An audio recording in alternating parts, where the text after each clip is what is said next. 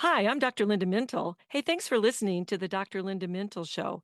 Faith radio podcasts are only possible because of your support. Thanks for giving and for sharing with a friend. Doing life together, reaching out with hope, encouraging one another, each step along the road. You and I can make everything a little better, doing life together. Well, hi, everyone, and welcome to the Dr. Linda Mintle Show. I'm your host, Dr. Linda Mintle, the relationship doctor, and I'm here along with my co-host, that other guy, that other Dr. Mintle, my husband, Norm. And every weekend we are here, we're doing life together, and we're so glad you've joined us. Okay, that other guy, that makes me think you're comparing me to some other guy. And no, I'm kidding because we're going to talk about comparisons today. I know our technical producer wanted us to sing and then compare our voices. Yeah. We both sing, we're both in the choir, but we always sing think so. together. I don't think We didn't try to be. I'm not up for that. Okay. Hey, oh wait, okay, I won't. I have a question for you. Okay. Do you like it when someone says, "You're just like your mother"? I don't like it when you say that to me about my father. Or how about, "You sing better than all the other basses in the choir"? Well, they wouldn't say that to you or me because No. we're not a bass. But the reason I'm asking is because so many people compare themselves or are compared by other people in our world today, and we want to talk about it. All the time, if we're honest about it, right, Norm? And, given the saturated media environment in which we live, I think it's really easy to do. I mean, we compare ourselves on how we look, how we measure up, how we perform, and even without the media influences, which I think are really significant, we do tend to compare ourselves to family members and even friends and maybe even our coworkers. I think you're exactly right. In fact, years ago, you wrote a book called Making Peace with Your Thighs. And other various body parts was the subtitle. Which was a title that people found absolutely brilliant. But it was as much about body image as it was about comparing yourself and your body and how you look and how you feel about yourself, right? Yeah, well, that whole book was premised on the whole idea that a lot of women and men, not just women, so I talked about men in there too, do constantly compare themselves to this perfect image. And then we see that perfect image, right, on all kinds of social media, and it's altered. So now we have filters, we have special apps we can get to make ourselves look better and look different. And so you're constantly looking at those images, and it does a number on the way that you think about yourself. You just found an app the other day that you can put a picture in and it makes you look prettier or better or takes away the squint in your eyes. I really liked that one though, because it didn't change the way you look. It just opened up your eyes. So it didn't change your features and put filters on your features and make you look better. But like if you had a great picture and your eyes were closed, it opened up your eyes. So I thought that was kind of helpful. That is weird. It is. But still, when we look at these perfect images and when we're photoshopping and doing all those things, that gets burned into our mind. And even though we know it's not reality, Yes. we just look at it and we still feel bad. It's so hard to understand why we do this. And I'm sure we're going to talk about that today. But in sports, we have it in every part of life. And in sports, you always hear athletes comparing, well, you're no LeBron James, or most often you're no Michael Jordan in basketball. So making comparisons is really baked into the very DNA of our culture. Yeah, I think it's learned behavior. This is learned behavior. Society, parents, teachers, they all teach us to compare to one another. I mean, who's the smartest child? Hopefully we didn't say that to our kids. Who scores the highest on the test? Which worker gets the best results? Or who gets the biggest bonuses? No, but our children compared themselves to each other. I think people do. You just, think about how many people in families, and they'll say, he was the favorite child. Right. My brother says that to me all the time, Right. well, you were dad's favorite. Yeah, well, you were the only girl. I actually was, I think. But so I think it's natural to kind of want to do that. But they're an attempt, I think. What we're doing internally is we're trying to make an accurate evaluation of ourselves. And this is based on something that you probably have heard of because you study a lot of these theories, is called social comparison theory. And it's a theory that says We determine our own social and personal worth based on how we believe that we stack up to others. So there it is. Yep, That's the theory. And we do this with attractiveness, wealth, intelligence, success, and all these other Jobs, pieces in our life. cars we drive, clothes Everything. we wear, everything. Yeah. But is there a positive side to this comparison mania? Could comparisons actually motivate us and lead us to personal growth? Yeah, they might. I mean, you could use a comparison to become the best that you could be, right? That would be a good one. If it worked, yeah. Yeah. But the negative side is that it often breeds a lot of self-doubt. It robs you of your joy. People are never content. Now, you could say that athletes are always competing and they don't want to be content, That's right? true. So that's a positive. But I think we do this in so many ways in terms of feeling bad about ourselves. So I'm not thin enough, I'm not tall enough, I'm not rich enough. And we just get overly preoccupied with perfection and accomplishments. You talked about social media, and I always love to bang on social media as the source of all ills, but it's TV, it's magazines, it's everything. Comparisons never end. Yeah. And it is a way that we measure our worth. We're going to talk about whether that's a good idea or not in just a little bit, but it's a growing problem. There's a study from the University of Michigan. Yeah, go blue. I'm wearing my Go Blue top right now. It's weird. This is radio, so people can't see it. But the study tells us that Facebook makes us sadder and less satisfied with our lives because of social comparisons. And I would guess that would, go over to Instagram and all the other platforms too. So social media has really increased this obsession that we have with comparisons. Right. And a lot of times, even though we know that somebody's picture was the very best they looked, the best makeup and hair and the best lighting and all of that kind of stuff, including software, as you said, only telling positive stories about yourself isn't always accurately true. No, it's not. And all those studies do confirm that when we do this comparison, people do tend to overestimate the presence of positivity in the lives of others. So they're seeing that and they're going, oh, they must be living a charmed life. They must be great. Right. They look like the perfect parent. And they don't really know the true story of what's going on behind that person. So it can be very distorted, but it can look really great online. And here's an example. My daughter talked about this. She knows someone who, unfortunately, her life is really a mess and she's going through a lot of difficulties. But she said on social media, she looks happy, together, content, and she knows that this isn't really the case, but you have an ability to control the narrative when you do that on social media. So even though we understand this and we know it's not good for us, we're still doing it. Why? We are. So think about it. Maybe you decide you're going to post on Instagram, but you pause. You say, wait, I need a filter. I need to edit that photo. This is not a good angle. Let me crop it. Let my thighs look too big. You know the drill. We do this, and it continues and continues and continues to drive our discontent. So the question really here is, Norm, why are we so in need of comparing ourselves to others? Why are we so needy, period, right? Right. Okay, let's pause for a second. I want to ask you about parents. Do parents perhaps unintentionally help drive this comparison in their children? If we're really honest, you could really say that parents do notice the differences between their children, right? Sure. It's just natural to do that. And actually, there was a study done that compared this comparison of siblings. It was done at the National Institute of Child Health and Human Development. And what it found was parents tend to view older siblings as more capable. Thank you. That. You're an oldest. Thank you. You're an oldest. Thank you very much. Okay. But on average, older siblings, now wait, because there's more to the story, are not doing better in school than their younger siblings. Oh, yes, I did. Well, you did, but not everybody. So the whole point of that study was that they're thinking that they're the better. Yeah, they believe it, but it isn't necessarily true. So this means that parents' beliefs may be inaccurate. They also tend to think that their daughters are more academically competent than their sons. So I think that was probably true in my case, but not really. Right. Because I did have I had a couple of brothers.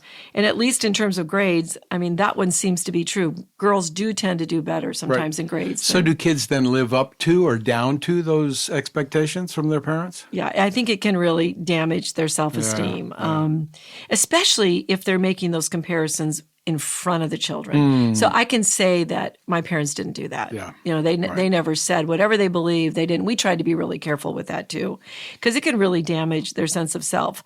Mark Twain said that comparison is the death of joy. Wow. Do you love that? And the science would agree with him. So again, when you're comparing, it breeds feelings of envy, low self-confidence, depression, as well as it really affects our ability to trust other people too. I've noticed that when you compare yourself to someone less fortunate, for example, it might make you feel better. And that can lead to a mean-spirited competitiveness, even jealousy. It's like, well, I'm better than they are. Don't you think we're seeing that in the news and with politics and everything? All the time. They're always comparing themselves to, this person's a loser, this person's better, this person's... I just think it's just really sad that we have to reduce ourselves to that.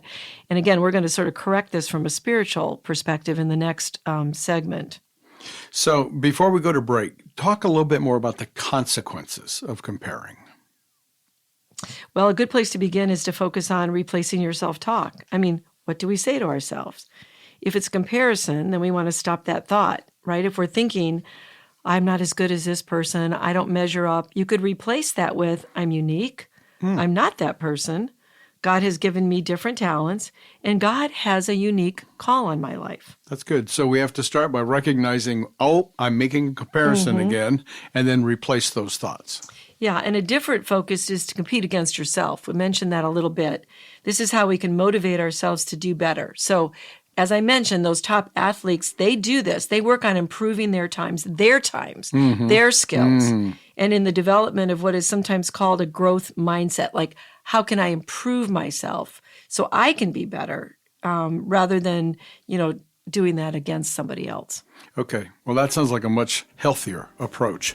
We're going to take a break, and when we come back, we're going to have more on ways to help stop unhealthy comparisons. What does it take to refocus your life? Stay with us. More with Dr. Linda right after this. There's no doubt about it. We are definitely living in the text, Twitter, and email age. The handwritten note has become quite the relic. But just because we don't write much with pen and paper anymore doesn't mean we should forsake the kind and encouraging message. Hi, I'm Dr. Linda Mintle, the relationship doctor, and I want to encourage you to share a kind word.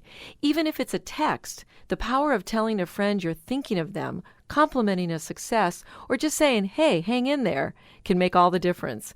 If you've ever had your day interrupted by just a quick but genuine message from someone close, you know how a thought can raise your spirits, rejuvenate your mind, or help you stick on a difficult path because someone just cares. While you're listening right now, someone may come to mind, someone you can encourage with a few words. Take a minute and text, tweet, or email that person. Tell them you value them and the part they play in your life. It just might change their whole day.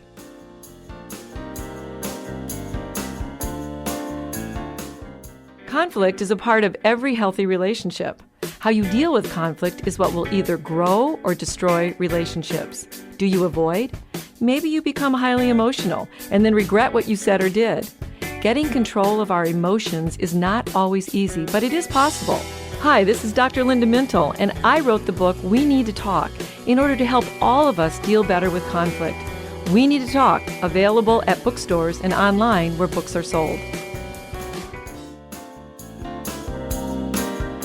I want to remind you, you are listening to the Dr. Linda Mintle Show, and you can listen to us anytime, anywhere by taking this podcast with you. You can find it at myfaithradio.com or on any of your favorite podcast platforms. Today we're talking about comparing ourselves with one another, and Linda has written 2 books that I want to bring to your attention. The first is a little short, small book that is perfect for gift giving, Breaking Free from Negative Self-Image. What was that one about? It sounds like it makes sense just in the title. Yeah, it's really what the title says. If you have a negative self-image, if you don't really think too highly of yourself, and not in a prideful way, but just having a good image. I talk about it more as a God image, right? Because good. it's got the biblical lens on everything that I write. And so it's one of those pocket size. We've talked about those, and that one and the anger one are two of the best selling of those two little pocket size books. The second one we mentioned earlier, Making Peace with Your Thighs. Just like and the title. assorted other body parts. You know what I love about that title is that the picture on the front is synchronized swimmers with their legs out. Making peace with your thighs. Nice. It's just really fun. We had people in bathing suits, one-piece bathing suits with towels wrapped around them, handing out the book at one of the big convention. book conventions. It was a lot of fun. Yeah. So today we've been exploring the dangers of making comparisons, and I'm wondering, Linda, help us. Is the root of this maybe that we're jealous or envious? Because ironically, I think that's what happens when we compare ourselves. How do we address those problems?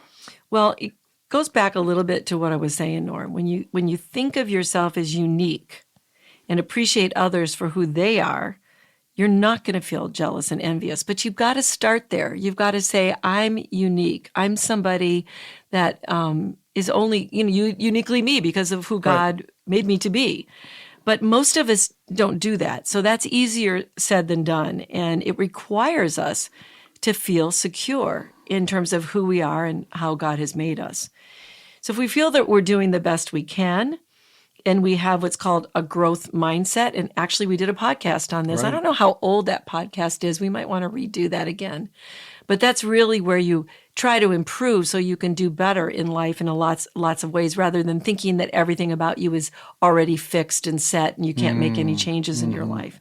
So if you have that type of growth mindset and you're working on improving yourself, and you're doing that even to the glory of God, because you and I talk all the time about we should be excellent in what we do. That's right. I mean, that's one of your go-tos for the students. Exactly. Our excellence is our worship in what we do, and that's how I use that phrase. But we mentioned earlier all the different sources of images and portrayals that we see: media, social media, books, TV, magazines. How do we stop paying attention to those? We just quit looking at them? Yeah, I don't think most people will do that to you. I don't think so either. Most of us, although if you struggle with it, you certainly could decrease your exposure to social media. That would be one good step that you could make. Some people take a fast from social media. True. I've heard a lot of, especially millennials, go, I'm just getting too negative. I'm not feeling good about myself. I'm feeling depressed, because we know that social media can have those effects on you. Right. And they just take a fast. But you've got to really look at, why am I in constant pursuit of external validation? I look at a lot of these celebrities who are huge.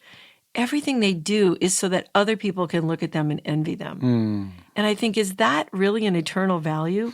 Is that constant platform on being more perfect? Does that come out of feelings of inadequacy? I think it does. Right.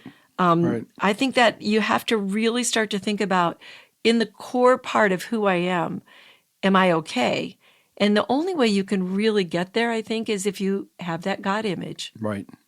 And you understand it and you accept it. Because I think a lot of people may say, well, if God made me this way, he messed up. Yeah, which is not the point of Right. understanding the God image. I agree. No, we can improve ourselves, right? We can do better with eating healthy and taking care of our bodies and those kind of things. But it's when it becomes this obsession with perfection, and I have to look as good as the Kardashians, or I have to have plastic surgery in order to keep up, and all those things, where your motive is really external validation. We want to have the motivation of an eternal God who we want to please, and we want to do whatever he's called us to do. It's a very different focus. Boy, that's so good. I remember often telling our children, you need an attitude of gratitude. I'm wondering if gratitude in this context would help make sense. Yeah, in terms of stop comparing yourselves. Right. I think one thing that would be great would be to keep a gratitude journal. So if you're really struggling with feeling negative about yourself, if you start the day or end the day with a journal where you just put down a few things about what you're grateful for. I tried this when we did our gratitude show. I did it for about a month, and I noticed that I was more content. Isn't that interesting? So journaling, or beginning your day, rehearsing your blessings, is what you're doing in a gratitude journal. You're just putting down one or two or three things that you're grateful for. And the research shows that the more detailed you get in the gratefulness, the better it has on your on your body, soul, and spirit. So Interesting. get very detailed in your blessings that God has given you. Right. And that could help you not start the day with a lot of negative comparisons. Right. And you could do it at night, and it would help you to have a good way to begin to fall asleep and a good attitude for contentment when you're resting. That's good. What about the idea of empathy? We've done programs on EQ and being concerned about other people, but if we realize that other people are struggling too, even the most beautifully portrayed people have deep emotional or personal or issues going on in their life. Yeah, don't you think we see that when we hear of a celebrity who takes their life at the age of 28? Right. And it looks like they have everything going for them, and they look like they're really doing well in the eyes of the world, but clearly there's some type of struggle that's going on under the surface. So And I think if we know that and think about it, then we're going to empathize and not look at just the exterior. yeah, because we don't have a complete understanding of that person, and we're just looking at that very surfacey stuff, Right. thinking that indicates something, deeper, which it doesn't always do. So, do we really want someone else's life? Or do we want our own life to just be better? Right. So I That's think good. that's a good way to think about that as well. Well, I'm turning to the Bible, and Okay. I'm found myself in 2 Corinthians, the 10th chapter, where Paul says, we do not dare to classify or compare ourselves with someone who commends themselves, meaning someone who brags about themselves, or in the case of what we're talking about, makes themselves so beautiful. We should not, Paul says, compare ourselves to those people, because when they measure themselves by themselves and compare themselves with themselves, Paul says they're not very wise. So basically, Scripture is saying it's not smart to compare yourself to other people. And I use that verse in my books because I came across that verse and I was like, wow, it's right there. It says it so specifically. So it's basically saying when we seek the approval of others, yet we know it is God's approval that matters, that's not really wise. That's not smart. a good thing. Right. If I'm designed by God, yet I'm constantly trying to improve on his work, I mean, what does that say about me? If I say, well, God, you didn't do a great job, I need to change this, I need to change this. Again, I'm not talking about, excellence and trying to be healthy and those kind of things, but truly not accepting who God has made you to be. And what matters most to God? Is it the external design, or is it who you are on the inside? I think we're going to have a scripture on that in a little bit. So I suggest we focus on what really matters. I've got a couple of other scriptures that deal with what we said earlier, that comparison breeds jealousy and discontent and striving. James tells us where jealousy and selfish ambition exist, there will be disorder and every vile practice. I mean, James knew it in the first century. If you're jealous and you're ambitious about other people and how you compare yourself, there's going to be problems. Yeah. And then the great writers of Proverbs said, a tranquil heart, a heart that's at peace and at rest, gives life to the flesh, but envy makes the bones rot. Well, that was a quite medical approach. So he's saying basically anything that leads to jealousy is going to have negative consequences. And I think that's what this whole program is saying. Comparisons lead to resentment and all sorts of negative things. So we know that resentment leads to bitterness. Jealousy and all those other negative emotions that we've been talking about really comes down to how we value people and ourselves. If we value uniqueness and differences, then we're not going to be so anxious to compare. Right, and the Bible's very clear on all of this. As you've said before, where do we find our value? We find it in recognizing that we are made in the image of God. We are loved and cherished by God. We're valued by God for who we are, not what we look like. There's going to be so much diversity in heaven, you better get ready. Yeah. So beware, I'm saying, of trying to make yourself feel better or superior by judging other people and comparing yourself. See each person as Christ sees them, bearing his image, fearfully and wonderfully made, and deeply, deeply cherished by the Father. So let me close with a few scriptures to encourage us to be content with all God's blessings. Matthew 5 says, you are blessed when you are content with who you are, no more, not less. That's the moment you find yourself proud owners of everything that can't be bought. He blesses us with spiritual blessings, things that can't be bought. And Romans 8, 6-8 reminds us where to keep our focus, not on others, but on God. Focusing on the self is the opposite of focusing on God. Anyone completely absorbed in self ignores God and ends up thinking more about self than God, and that person ignores who God is and what he is doing. And this is what that scripture says. This is the Message version, obviously. And God isn't pleased at being ignored. Wow. Well, that's all the time we have today. Many thanks to my co-host Norm Mintel, who makes this show a conversation, and to our technical producer, Wanjing Pu, and our editor, Katie Sims-Wilson. From all of us here at Faith Radio, hey, we'll talk to you again next weekend. In the meantime, remember, we're doing life together, and it's better when you don't have to do it alone. Doing life together. Hey, thanks for listening to this conversation from the Dr. Linda Mintel Show. These conversations are available because of your support. Become a supporter now at myfaithradio.com. Please subscribe to the podcast so you don't miss any episodes, and share it with friends so we can live life to the fullest, walk confidently, and find healing and hope.